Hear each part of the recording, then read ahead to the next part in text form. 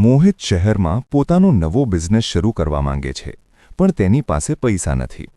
તે તહેવારની રજાઓમાં ગામડે આવે છે અને પોતાના પિતા રમણભાઈને કહે છે કે આપણા ખેતરના એક ખૂણે જે જૂનો વડલો છે તે જમીનનો ટુકડો વેચી દઈએ તો મને બિઝનેસ માટે પૈસા મળી જાય.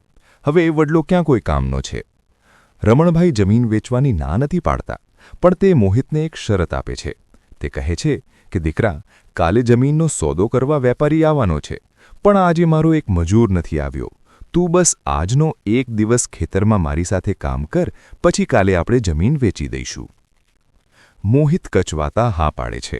સવારથી લઈને બપોર સુધી ધોમધકતા તડકામાં મોહિત પિતા સાથે ખેતરમાં કામ કરે છે.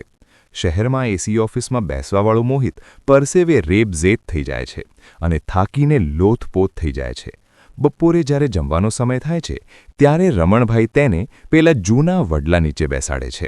વડલાનો ઠંડો પવન અને ઘટાદાર છાયો મોહિતનો બધો થાક ઉતારી દે છે. રમણભાઈ પોતાનું ટિફિન ખોલતા કહે છે, દીકરા, આ તારા દાદાએ વાવ્યો હતો.